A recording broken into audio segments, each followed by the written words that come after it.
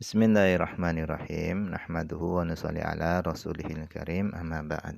Insyaallah pada kesempatan ini kita akan melanjutkan kembali pembacaan kitab Minhajut Thalibin. Kita telah sampai kepada perkataan wa yahrumu dan haram bil hadathi dengan sebab hadas kecil. Apa yang diharamkan as-sholatu sholat. Jadi ketika seorang berhadas kecil, haram baginya mengerjakan sholat. Kemudian wa tawafu dan tawaf. Jadi orang yang melakukan tawaf wajib baginya berwudu. Apabila dia tawaf dalam keadaan tidak berwudu, maka hukumnya adalah haram. Kemudian yang selanjutnya adalah wa hamlul mushafi, yaitu membawa mushaf. Jadi bagi orang yang membawa mushaf, wajib baginya berwudu. Kalau dia tidak dalam keadaan berwudu, maka hukumnya adalah haram membawa mushaf.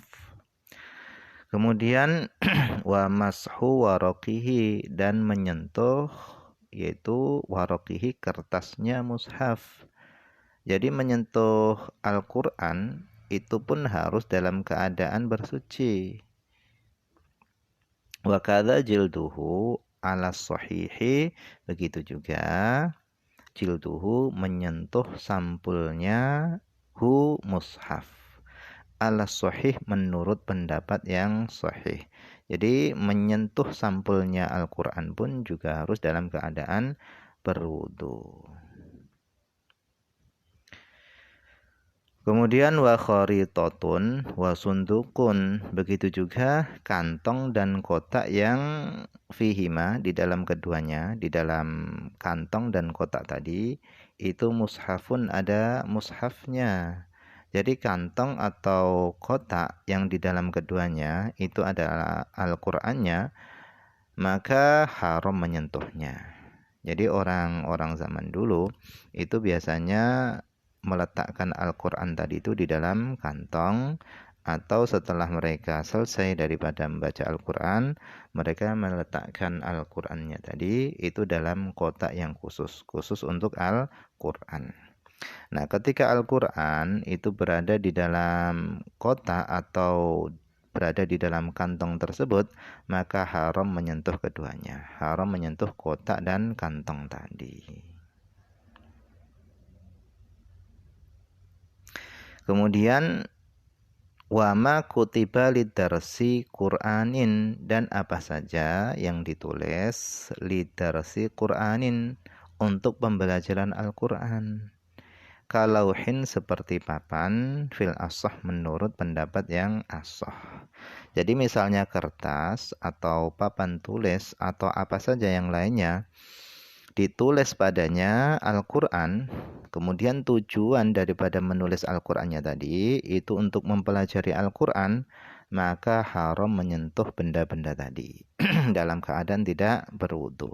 Tapi kalau tujuannya menulis Al-Quran tadi pada benda-benda tersebut itu untuk mengambil keberkahan, untuk tabaruk, mengambil keberkahan, maka menyentuhnya benda-benda tadi dengan tanpa wudu itu diperbolehkan.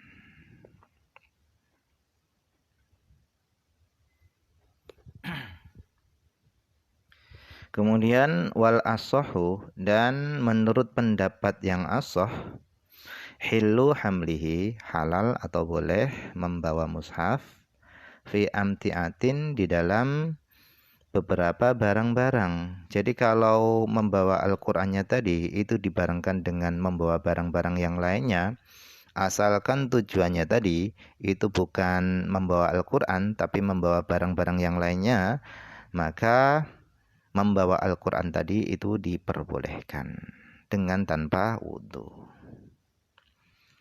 Wa tafsirin, dan halal membawa Al-Quran fi tafsirin, di dalam tafsir.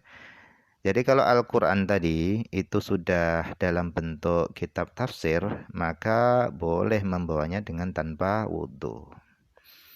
Wa dananira, dan di dalam dinar-dinar. Jadi mata uang dulu itu adalah dinar. Nah, terkadang pada dinar-dinar tersebut itu ditulis ayat-ayat Al-Quran. Tujuannya adalah untuk mengambil berkah. Nah, membawa Al-Quran di dalam dinar-dinar tadi itu diperbolehkan dengan tanpa wudhu. Boleh. Kemudian la qalbi waraqihi bi'udin. La qalbi waraqihi, dan tidak halal, tidak boleh qalbi waraqihi, yaitu membolak-balik kertasnya mushaf bi'udin dengan kayu. Jadi orang yang dalam kondisi berhadas ketika dia ingin membolak-balik kertas Al-Quran dengan kayu, itu tidak diperbolehkan, harus dalam keadaan berwudu. Wa anna sabiyah, dan sesungguhnya anak kecil al-muhdithah yang berhadas itu la yumna, itu tidak dilarang. Tidak dilarang dari membawa Al-Quran dan tidak dilarang menyentuh Al-Quran dan yang lainnya, itu enggak dilarang. Kemudian kata Imam Nawawi, qultu, aku berkata, al-as-sahhu, menurut pendapat yang as-sah, hillu qalbi waruqihi bi'udin, yaitu halal membalik kertas mushaf bi'udin dengan ud, yaitu kayu. Wabihi, dan dengan pendapat yang as-sah ini, qata'a, telah memastikan siapa al-Iraqiyun, para ulama Iraqiyun. Jadi para ulama Iraqiyun itu mereka telah memastikan bolehnya membalik kertas Al-Quran dengan kayu bagi orang yang berhadas, itu boleh. Wallahu a'lam. Kemudian waman tayaqqana tuhron au hadatsan wa syakka fi dhiddihi amila bin yaqinihi. Wa man tayaqqana, dan siapa yang yakin tuhron dalam kondisi suci, au hadatsan, atau dia yakin dalam keadaan berhadas, wa syakka, dan dia ragu-ragu, fi dhiddihi, di dalam kebalikannya, yang suci ragu berhadas, yang berhadas ragu dalam kondisi suci, maka bagaimana? Amila biyaqinihi, maka hendaknya dia mengamalkan sesuai dengan keyakinannya. Kalau yakin suci, maka langsung baginya boleh melakukan sholat, berarti dia dalam kondisi suci. Kalau yakinnya hadas, maka dia harus berwudu dulu sebelum melakukan sholat atau menyentuh Quran atau membawa Quran. Kemudian falau tayaqqanahuma, dan seandainya seorang meyakini keduanya, jadi dia yakin dalam keadaan suci dan ketika itu juga dia yakin dalam keadaan berhadas. Wajahilas sabiqo, dan dia tidak tahu mana yang lebih dulu. Apakah yang lebih dulu itu dia berwudu kemudian baru berhadas, atau berhadas dulu kemudian baru berwudu. Dia ini ragu-ragu, bingung dia. Maka bagaimana?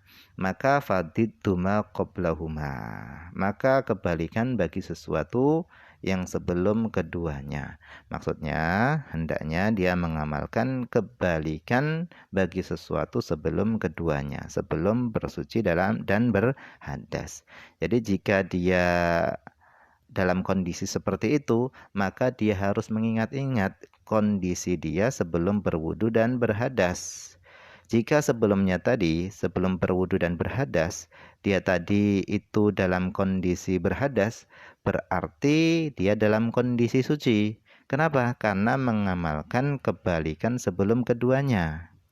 Nah, kemudian kalau dia sebelumnya tadi, sebelum berhadas dan bersuci, dia dalam kondisi suci, berarti dia dalam kondisi hadas. Kenapa? Karena mengamalkan kebalikan sebelum keduanya. Nah, untuk lebih mudahnya, kalau ragu-ragu semacam ini, langsung saja berwudu, sehingga hilanglah keraguan-raguannya. Nah, ini fil ashah menurut pendapat yang ashah.